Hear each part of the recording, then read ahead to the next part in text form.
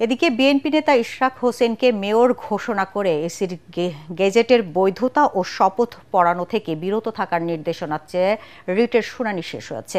আগামীকাল আদেশ দেবে হাইকোর্ট। এর আগে দুপুর 12টা 35 মিনিটে শুনানি শুরু হয়।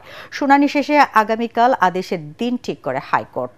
বিচারপতি মোহাম্মদ আকরাম হোসেন চৌধুরী ও বিচারপতি দেবাশিস রায় চৌধুরীর হাইকোর্ট বেঞ্চে শুনানি শুরু হয়েছে। শুনানি করেন ব্যারিস্টার এম মাহবুবউদ্দিন খোকন ও ব্যারিস্টার কায়সার কালাম।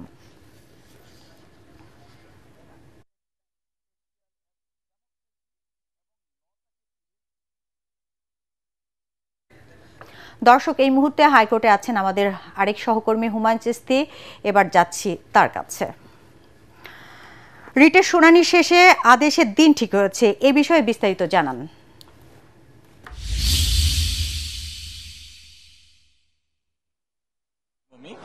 যেমনটি বলছিলেন যে আজকে ইশরাক হোসেনকে ঢাকা দক্ষিণ সিটি কর্পোরেশনের মেয়র হিসেবে শপথ না নেয়ার বিষয়ে নির্দেশনা চেয়ে যে রিটটি করা হয়েছিল সেই রিটের আদেশের জন্য ছিল এবং আজকে দুপুর 12:30টার সময় এই আদেশ দেওয়ার কথা ছিল এবং যথারীতি 12:30টার সময় এই মামলাটি আদালতে ওঠেন এবং শুরুতেই আদালত এই বিষয়ে একটি শর্ট রুল এবং স্ট্যাটাসকো বা স্থিতাবস্থা জারি করতে চান। ঠিক তখনই ইশরাক হোসেনের আইনজীবীরা এই বিষয়ে বিরোধিতা করেন এবং রিটটি খারিজ চান এবং তারা আরও শুনানি করার জন্য আদালতের কাছে আবেদন করেন এবং আদালত তখন শুনানির জন্য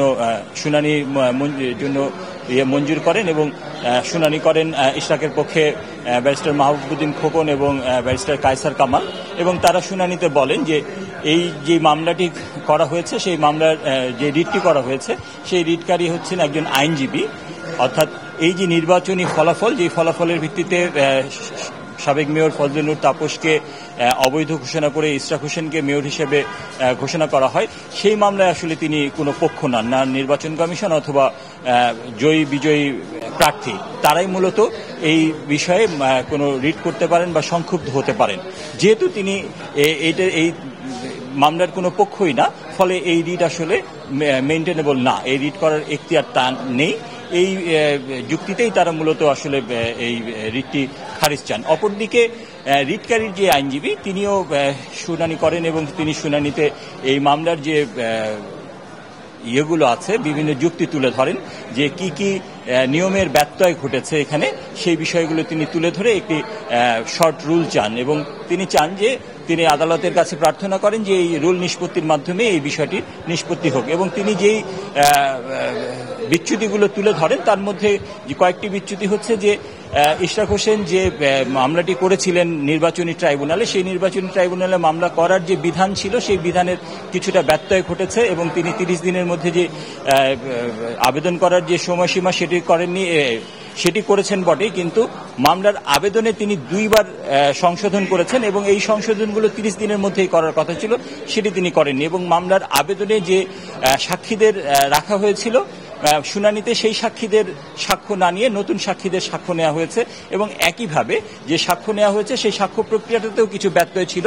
সেখানে ইশরাক হোসেন অসুস্থ উল্লেখ করে আদালতে তিনি একটি আবেদন করেন যে আদালতে না নিয়ে একটি কমিশন গঠনের মাধ্যমে তার শুনানি সাক্ষ্য নেওয়া হোক এবং আদালত সেটি মঞ্জুর করেন এবং আইনজীবী ভবন যে আছে সেই আইনজীবী ভবনে কমিশন তার সাক্ষ্য নেন এবং একই সাথে যে সাক্ষীরা আছেন সেই সাক্ষীদেরও সাক্ষ্য নেন। তখন এই বিষয়ে রিটকারীর আইনজীবী বলেন যে ইশরাক হোসেনের জন্য সাক্ষ্য নেওয়ার জন্য কমিশন গঠনের আবেদন করা হয়েছিল, কিন্তু যে সাক্ষীদের সাক্ষ্য নেওয়া হয়েছে কমিশনের মাধ্যমে সেটি কোনো আবেদন ছিল না। এখানে একটি ব্যত্যয় ঘটেছে। আরও একটি ব্যত্যয় ঘটেছে যে নির্বাচনী ট্রাইব্যুনাল যে রায় দিয়েছে যেই ধারায়, সেই ধারায় কিছুটা ব্যত্যয় আছে, সেই ভুল ধারায় তিনি রায় দিয়েছেন। এরকম বেশ কিছু যুক্তি তিনি তুলে ধরেন এবং তুলে ধরার মাধ্যমে তিনি এই আদালতের কাছে একটি রুল চান এবং তিনি জানেন যে রুল নিষ্পত্তির মাধ্যমেই যেন এই বিষয়টির নিষ্পত্তি হয় এবং বেলা 1:30টার দিকে আদালত একটি আদেশ দেন যে এই বিষয়ে আগামীকাল দুপুরে আদেশ দেওয়া হবে এবং আগামীকাল দুপুরে এই আদেশের মাধ্যমেই জানা যাবে। চিস্তি, আপনাকে অনেক ধন্যবাদ।